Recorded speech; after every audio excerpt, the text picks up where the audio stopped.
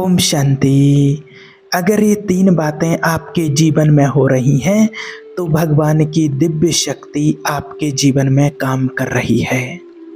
देखिए, क्या आपने कभी अपने जीवन में सोचा है कि भगवान की दिव्य शक्ति अभी आपके जीवन में क्या कर रही है? क्या आपने कभी ऐसा महसूस किया है कि कुछ बातें जो पहले ठीक लगती थी अब वो सही नहीं लगती हैं? जैसे ही हम भगवान को अपना जीवन समर्पण करते हैं, पवित्र और दिव्य शक्तियाँ भगवान की हमारे अंदर आने लगती हैं, लेकिन वो सिर्फ हमारे साथ रहने के लिए नहीं, बल्कि वो दिव्य शक्तियाँ हमें बदलने के लिए आती हैं। कभी कभी हम कुछ बोलने लगते हैं और फिर अंदर से एक सूक्ष्म सी आवाज़ आती है, ऐसा मत बोलो। कभी हम कुछ गलत करने वाले होते हैं और दिल में कुछ रुकता है, ये सही नहीं है। ये वही दिव्य शक्ति होती है, वो हमें समझाती है, हमें सही रास्ते पर लाने के लिए कोशिश कर रही होती हैं। जब आप गुस्से में होते हैं और फिर भी जवाब नहीं देते, जब आप किसी को माफ़ कर देते हैं जबकि वो आपको दुख दे चुका है, ये सब भगवान की दिव्य शक्तियों के काम करने के चिन्ह होते हैं। आपके अंदर ईश्वर की दिव्य शक्तियाँ काम कर रही हैं। वो दिव्य शक्तियाँ हमें धीरे धीरे बदलती हैं। भगवान चाहते हैं कि हम पहले जैसे ना रहें। ईश्वर हमारे सोचने का तरीका बदलते हैं। वो हमें दूसरों के लिए कोमल और दयालु बनाते हैं। हो सकता है अभी आप बहुत कुछ समझ पा रहे हों, लेकिन अगर आपके दिल में एक आवाज़ है कि अब बदलने का समय है, तो समझिए कि वो दिव्य शक्तियाँ के माध्यम से परमात्मा आपसे कनेक्शन जोड़ रहे हैं। वो दिव्य शक्तियाँ चुपचाप हैं, लेकिन वो ज़रूरी काम आपसे करा रहे हैं, आपको ईश्वर के और करीब लाती हैं। अब सवाल ये है कि वो दिव्य शक्तियाँ आपके अंदर काम कर रही हैं, कैसे पहचानें? तो चलिए आज आपको ये तीन बातें बताते हैं। तीन ऐसे बदलाव जो आपके अंदर शुरू हो जाते हैं जब दिव्य शक्तियाँ आपके अंदर काम करती हैं, तो ये बदलाव आने लगते हैं। उसमें से सबसे पहला चिन्ह ये है कि आप अपने पापों को महसूस करने लगते हैं। जब आपसे कभी गलती हो जाती है, कुछ भी हो जाता है, तो आप उसको महसूस करते हैं। पहले जो बातें आपको सामान्य सी लगती थी, जैसे झूठ बोलना, गुस्से में कुछ कह देना या मन में किसी के लिए गलत सोचना, और अब वही बातें आपको अंदर से चुभने लगती हैं। पहले आप झूठ बोलते थे, किसी के साथ कुछ भी हरकत करते थे, कुछ भी गलत कर देते थे और आपको इन चीज़ों का कुछ भी एहसास नहीं होता था, लेकिन अब वो बातें आपको चुभने लगती हैं। आपको किसी के साथ छल कपट करने का मन नहीं करता है, झूठ बोलने का आपका मन नहीं करता है। ऐसा लगता है जैसे कुछ ठीक नहीं हो रहा हो। ये इस बात का सबूत है कि दिव्य शक्तियाँ आपको बदल रही हैं और वो दिव्य शक्तियाँ ईश्वर की आपके जीवन में काम कर रही हैं।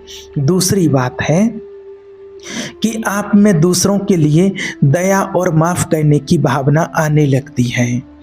पहले जहां आप बदला लेने की सोचते थे, अब आप शांत रहने लगते हैं। पहले आप सोचते थे इसने मेरे साथ ऐसा किया तो इसके साथ मैं भी ऐसा ही करूँगा, मैं ऐसा ही इसके साथ करके इससे बदला चुकाऊँगा।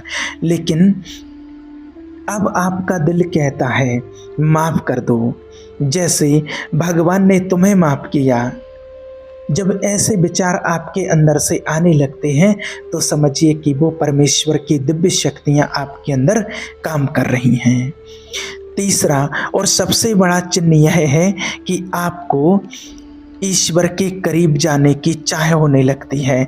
आपको भगवान की सुंदर वाणी सुनने का मन करता है, आपको मेडिटेशन करने का मन करता है, नाम जप, भगवान का ध्यान, प्रार्थना करने का मन करता है। जब आप अकेले होते हैं तो आपको खुद ब खुद याद आता है कि हे प्रभु, आप मेरे साथ हैं।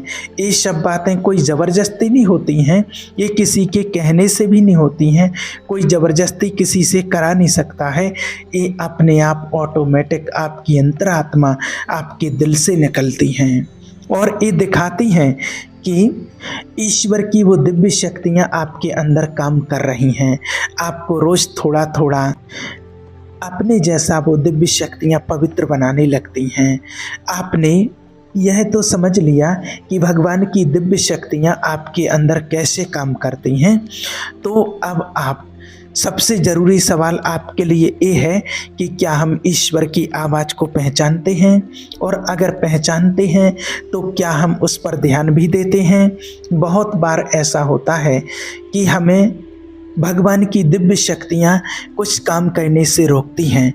जैसे कोई वीडियो देखने से, कोई गंदा वीडियो देखने से, किसी बात को बोलने से, किसी जगह पर जाने से, लेकिन हम उसकी बात को नज़रअंदाज कर देते हैं। धीरे-धीरे हमारी आत्मा की सुनने की समझ कम पड़ने लगती है। इसलिए ज़रूरी है कि जब वो दिव्य आत्माएँ, दिव्य शक्तियाँ जब बोलें या परमात्मा की आवाज़ हमें सुनाई दे तो हम रुकें। सिर्फ परमात्मा की आवाज़ को सुनें, उसकी शक्ति को महसूस करें और वो जो बोलते हैं उसको मानें, अपने अंदर स्वीकार करें। जब दिव्य शक्तियाँ आपको एहसास दिलाती हैं कि अब भगवान का ध्यान करो, अब मेडिटेशन करो, प्रार्थना करो, तो फ़ोन उठाओ, बंद करो, टीवी बंद करो और बस एकांत में बैठ जाओ, क्योंकि वो समय बहुत कीमती है। जब आपको अपने अंदर से एहसास होता है, दिव्य शक्तियाँ एहसास दिलाती हैं कि इस व्यक्ति को माफ़ कर दो, तो अपनी जिद ना पकड़े रहो, क्योंकि वो दिव्य शक्तियाँ हमेशा मेल करवाती हैं आपसे और आपकी दूरी नहीं करवाते हैं। गीता में भी साफ लिखा हुआ है, अगर आप परमात्मा की श्रीमत के अनुसार अपना जीवन बिताते हैं तो केवल ज्ञानी बन जाना ही काफ़ी नहीं है। अपनी अंतर आत्मा को जानना, पहचानना और उसके अनुसार चलना भी बहुत ज़रूरी है। अब आपको ये सोचना है कि आप ईश्वर की इस अगुवाई को मानते हैं, आप जानते हैं, पहचानते हैं। क्या आप अपनी योजना से हटकर उस परमपिता परमात्मा की योजना को अपनाने के लिए तैयार हैं? बहुत बार हमें ईश्वर की दिव्य शक्तियाँ ऐसे रास्ते पर ले जाती हैं जो आरामदायक नहीं होता, लेकिन वही रास्ता हमें आशीष देता है। शुरुआत में हो सकता है थोड़ा मुश्किल लगे, लेकिन जैसे जैसे आप ईश्वर की आवाज़ को सुनने लगते हैं, वैसे वैसे आपका मन बदलने लगता है, आपकी सोच बदलती है और सबसे ज़रूरी आपका जीवन बदलने लगता है। एक समय आता है जब लोग खुद कहने लगते हैं, इसमें कुछ अलग है, इसकी बातें, इसका चाल चलन, सब में शांति है। वो शांति ईश्वर की गवाही होती है, वो साक्षी होता है कि परमेश्वर आपके जीवन को चला रहे हैं, आप ईश्वर की श्रीमत के अनुसार चल रहे हैं। तो अगर आज आपको लग रहा है कि आपको कुछ बदलना है, तो रुकिए मत, उस पवित्र दिव्य शक्तियों की आवाज़ को दबाइए मत। बस एक छोटी सी प्रार्थना कीजिए, हे प्रभु परमपिता परमात्मा, मेरे शिव बाबा, मेरी मदद करो कि मैं आपकी अगुवाई में चल सकूं। और फिर देखिए कैसे हर दिन आपका जीवन एक नई दिशा में आगे बढ़ने लगता है। अब सवाल है, क्या ये सब बातें सिर्फ आज सुन लेने के लिए हैं, या हम सब उस परमपिता परमात्मा की श्रीमत के अनुसार चलने को तैयार हैं? देखिए, ईश्वर की पवित्र दिव्य शक्तियों के अनुसार उनके साथ चलना, परमात्मा की श्रीमत के अनुसार चलना कोई एक दिन का काम नहीं है। ये हर दिन, हर सुबह, हर रात का चलना है। जैसे एक बच्चा धीरे धीरे चलना सीखता है, वैसे ही हमें भी धीरे धीरे चलना सीखना होता है ईश्वर की श्रीमत के अनुसार। सबसे पहली बात है, अगर आप चाहते हैं कि ईश्वर की दिव्य शक्तियाँ आपको हमेशा महसूस हों, भगवान की आवाज़ को आप सुन सकें, उनसे बात करें, तो रोज़ आपको थोड़ा समय निकालना होगा। आप सुबह एकांत में शांत होकर के बैठ जाइए और कहिए, हे प्रभु परमपिता परमात्मा, मेरे मीठे शिव बाबा, आप बोलिए, मैं आपकी संतान आपको सुन रही हूँ। ये शब्द आपको छोटे लगते हैं, लेकिन जब आप दिल से बोलते हैं तो वो परमपिता परमात्मा की आवाज़ आपको महसूस होती है। वो बोलते हैं और परमपिता परमात्मा शिव बाबा अपने गीता में किए गए वायदे के अनुसार बोलते हैं। वो कभी भी ऐसा कुछ नहीं कहेंगे जो आपके जीवन में नुकसानदायक हो। इसलिए अगर आप अपने परमपिता परमात्मा पर विश्वास रखते हैं और उसके करीब जाना चाहते हैं तो आपको उनकी शक्ति को पहचानना होगा। आपको रोज़ धीरे धीरे करके मेडिटेशन करना होगा और जब आप भगवान का ध्यान करते हैं तो आप उनके करीब जाने लगते हैं। और रोज़ मेडिटेशन कीजिए और मेडिटेशन में प्रार्थना में भगवान से अपने मन की बात कीजिए कि आप मुझे सिखाइए। और तीसरी बात है, उस परमात्मा की आवाज़ तब साफ साफ सुनाई देती है जब हम मन से विनम्र रहते हैं। अगर हम अपने विचारों से, अपने गुस्से और अपनी योजना से चिपके रहते हैं तो उस परमात्मा की आवाज़ दब जाती है। लेकिन जब हम कहते हैं हे प्रभु परमात्मा, जैसा आप चाहते हैं वैसा ही मैं चलने को तैयार हूँ, तो वे परमपिता परमात्मा बोलते हैं, चलाते हैं और आपको रास्ता दिखाते हैं। याद रखना, ईश्वर आपकी राहों को आसान नहीं बनाते हैं, लेकिन वो हर कठिन रास्ते में आपके साथ चलते हैं। जब लोग आपको छोड़ देते हैं, जब कोई रास्ता नहीं दिखता, तब ईश्वर धीरे से कहते हैं, डर मत, मैं तेरे साथ हूँ। आपको बस भरोसा रखना है और हर दिन एक कहना है, हे प्रभु परमात्मा, मुझे आपकी शक्तियों के अनुसार चलना सिखाओ। फिर परमात्मा की वो दिव्य शक्ति आपके अंदर पैदा होने लगती है जो दुनिया नहीं दे सकती है।